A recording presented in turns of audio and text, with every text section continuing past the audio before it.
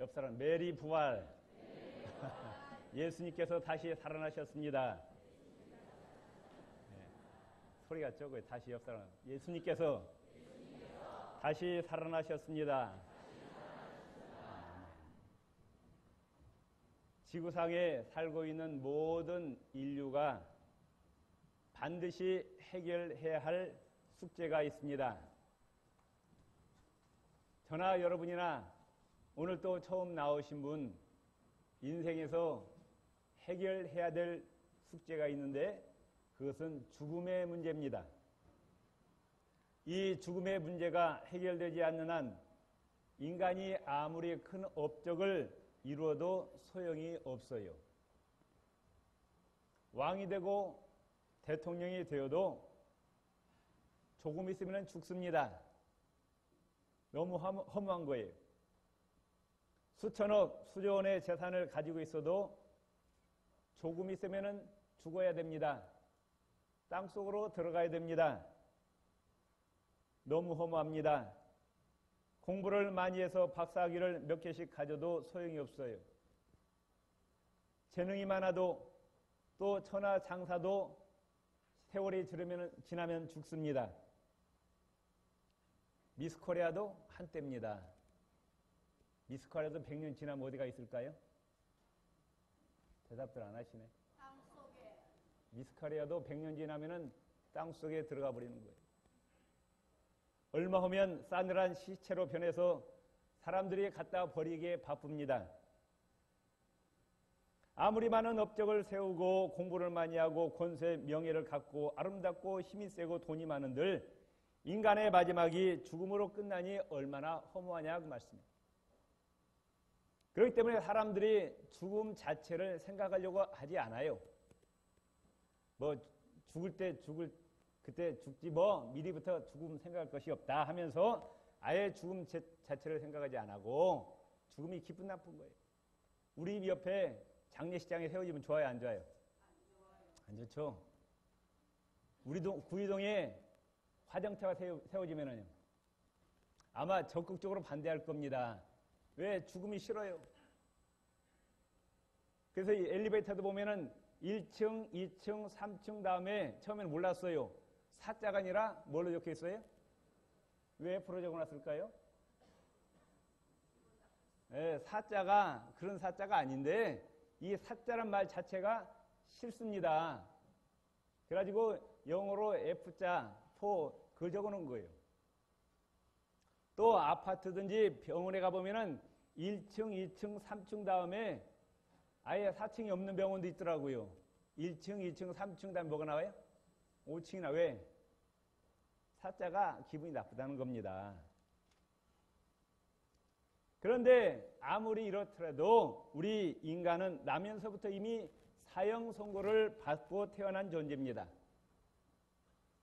히브리서 9장 27절에 보면은 한 번 죽는 것은 사람에게 정하신 것이요 성경은 말씀하고 있어요.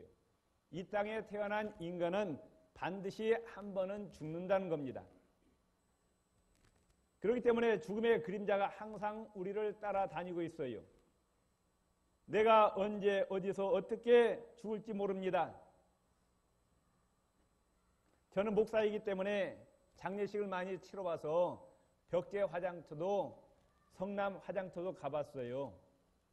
아침 6시부터 수십 대의 차량이 계속 들어옵니다. 하루로 끝난 것이 아니에요. 여러분 가보세요. 아침에 벽제 화장터, 성남 화장터 날마다 수십 대의 장례 차량이 들어옵니다.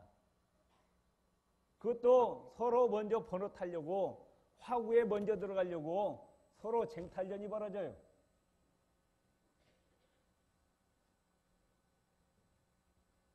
그래가지고 그 화구 속에 들어갔다가 2시간 지나면 뭐가 되고 나와요? 죄가 되어 한 줌에 죄가 되어서 나옵니다. 이게 인생이라고 말이에요. 너무 험한 거예요. 인간은 이 죽음을 극복하기 위해서 수천 년 동안 몸부림쳐 왔습니다. 진시황이 불로초를 먹고 불사액을 먹었다 하지만은 그도 죽어갔어요. 이 죽음은 돈으로 해결할 수가 없습니다. 돈으로 죽음의 문제를 해결하면 얼마나 좋겠어요. 그런데 돈을 아무리 가져도 이 돈으로 죽음의 문제를 해결할 수가 없어요. 권세로도 죽음의 문제를 해결할 수가 없어요. 세상 공부를 많이 한다고 죽음 문제가 해결됩니까? 산속에 들어가서 수십 년 동안 수양하고 고행하고 돌을 닦는다고 죽음의 문제가 해결되느냐 그 말씀이에요. 철학과 도덕과 윤리로도 죽음의 문제를 해결할 수 없고 세상의 어떤 종교로도 이 죽음의 문제를 해결할 수가 없고 어떠한 인간도 이 죽음의 문제를 해결해 준 사람이 아무도 없어요. 반드시 이 죽음의 문제를 해결해야 되는데 어느 누가 명확하게 이 죽음의 문제를 다뤄준 사람이 없다 그 말씀이에요. 석가가 뭐라고 얘기했느냐? 나는 너희들의 죽음의 문제를 해결할 수 없다. 내가 너희를 구원할 수 없다. 너희 죽음의 문제, 구원의 문제는 알아서 해결하라 그랬어요.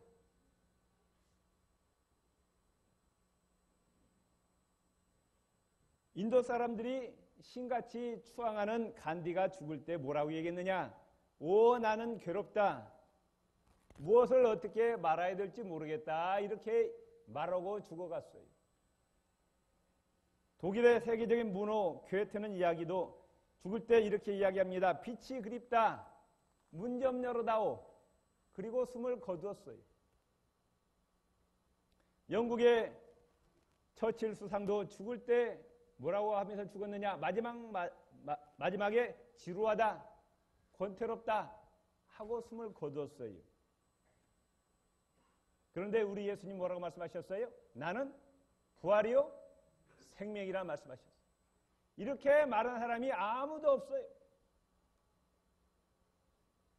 오늘날 최첨단의 과학 문명으로도 이 죽음에 대한 해답은커녕 아직도 인간이 왜 죽어야 되는지 죽음의 원인조차 발견하지 못하고 있습니다. 그냥 운명이니까 할 수 없이 죽어가는 거예요. 그런데 성경은 말씀하기를 육체의 죽음보다도 더 무서운 죽음이 있는데 그것은 그의 영혼이 육신을 벗어난 영혼이 지옥에서 영원히 멸망당하는 것이라고 성경은 말씀하고 있어요. 지옥은 너무 끔찍한 것이라고 성경은 말씀합니다. 지옥은 전체가 영원한 불이라고 영원토록 꺼지지 않는 불이라고 성경은 말씀하고 있어요. 어느 누구도 가기 싫어한 것이고 그 지옥에 들어가서는 영원토록 이를 갈고 있는 곳, 영원한 후회가 있는 곳이 지옥이라고 이야기하고 있어요. 고통이 극심한 것이고 마귀가 있고 구더기 있고 영원한 형벌의 장소라고 말씀하셨어요. 그래서 예수님은 이 지옥은 절대로 갈 데가 못 된다고 말씀했어요. 우리는 지옥을 가보지 않았기 때문에 있는지 없는지 모르는데 하나님이신 예수님께서 분명히 말씀하시기를 지옥이 실제적으로 존재한다고 이야기하고 있어요. 믿습니까? 그 지옥은 절대로 갈 곳이 아니라고 이야기했어요. 마가복음 9장 43절 48절을 보면은 예수님이 이와 같이 말씀하십니다. 네 손이 범죄하면은 그 범죄한 손을 찍어내버리라. 불구자로 천국에 들어가는 것이 사지 멀쩡해갖고 지옥에 떨어진 것보다 낫다 말씀하셨어요. 네 발이 범죄하면은 찍어버리라. 절뚝발이로 천국에 들어가는 것이 성한 몸 가지고 지옥에 떨어진 것보다 낫다고 말씀하셨어요. 네 눈이 범죄하면은 그 눈을 뽑아버리래. 한쪽 눈 가지고 천국에 들어가는 것이 두 눈 가지고 지옥에 떨어진 것보다 낫다고 예수님 말씀하셨어요. 예수님이 이와 같이 심각하게 이야기하셨는데 어떤 분은 무슨 지옥이 있어 그러지만은 사후 저쪽에 죽음 저편에 지옥이 있음을 믿으시기를 바랍니다. 인간은 왜 죽는가? 그 이유와 원인을 밝히지 못하지만은 하나님의 말씀인 성경은 죽음의 원인을 분명하게 말씀하고 있어요. 왜 인간이 육체적으로 죽어서 육체가 흙으로 돌아가고 그의 영혼이 영원한 지옥에 들어가 멸망당하느냐? 죄 때문이에요. 죄. 생명의 근원이시오 만복의 근원 되신 창조주 여호와 하나님을 배반하고 하나님을 떠나서 우상을 섬기고 하나님의 말씀에 불순종한 그 죄의 결과로 결국은 하나님과 단절되고 하나님의 저주를 받고 육체의 죽음과 영혼의 멸망을 당할 수밖에 없다고 성경은 말씀하고 있어요. 세상에 수많은 책이 있습니다. 셀 수 없는 책이 많지만은 어느 책에도 죄와 죽음의 문제 해결 방법을 제시되어 있는 책이 하나도 없어요. 오직 하나님의 말씀인 성경책에만 그 해결 방법이 제시되어 있습니다. 우리가 일평생 지은 이 죄를 가지고는 우리가 천국에 들어갈 수가 없어요. 이 죄를 가지고는 우리는 지옥에 떨어질 수밖에 없습니다. 그런데 그 죄 해결 방법을 성경은 제시하고 있는데 바로 갈보리 십자가에 달려 돌아가신 예수 그리스도의 그 보혈의 공로를 의지해서만 우리의 죄가 용서받는다고 말씀하고 있습니다. 베드로전서 1장 18절 19절에 너희가 알거니와 너희 조상의 유전한 망령된 행실에서 구속된 것은 은이나 금같이 없어질 것으로 한 것이 아니요 오직 흠없고 점없는 어린 양 같은 그리스도의 보배로운 피로 한 것이라 말씀하고 있어요. 로마서 3장 23절 24절에 모든 사람이 죄를 범하였음에 하나님의 영광에 이르지 못하더니 그리스도 예수 안에 있는 구속으로 말미암아 하나님의 은혜로 값없이 의롭다 하심을 얻은 자 되었느니라. 돈 가지고 죄의 문제를 해결할 수 없어요. 공부를 많이 한다고 죄의 문제를 해결한 것이 아닙니다. 권세와 명예를 가진다고 죄의 문제가 해결되는 것이 아니에요. 산속에 들어가서 돌을 닦는다고 죄의 문제가 해결되는 것이 아니라 오직 하나님이신 예수 그리스도의 그 보배 피로만 우리의 죄가 용서받고 하나님 앞에 의롭다함을 얻는 줄 믿으시기를 바랍니다. 우리 옆 사람에게 답시다. 예수님 안에서 우리는 의로워집니다. 믿습니까? 또한 죽음의 권세를 이기신 분은 생명의 주 하나님이신 예수 그리스도밖에 없어요. 지구상의 아담 이후에 살았던 어느 누구도 사망 권세를 깨뜨리고 부활한 사람은 아무도 없습니다. 다 흙속으로 돌아갔어요. 그런데 하나님이시고 생명의 주이신 예수 그리스도만 사망 권세를 깨뜨리시고 다시 살아나셨습니다. 요한복음 11장 25절에 나는 부활이요 생명이라 말씀하셨어요. 생명이신 예수 그리스도, 생명의 주이신 예수님은 죽음 가운데서 스스로 다시 살아나셨습니다. 그리고 예수님은 40일 동안 이 땅에 계시다가 다시 하늘나라로 올라가셨어요. 지금은 하나님 보좌 우편에 앉아 계시고 하늘과 땅의 모든 권세를 가지시고 우주 만물을 통치하시고 계십니다. 그 예수님은 세상 마지막 날 심판주로 다시 오십니다. 예수 그리스도를 영접한 자에게 영원한 생명을 주시고 예수 그리스도를 거부한 자 그들에게 영벌을 주시기 위해서 심판주로 예수님은 다시 오신다고 성경은 말씀하고 있습니다. 오늘 처음 나오신 분 이 시간에 예수 그리스도를 영접하시기를 바랍니다.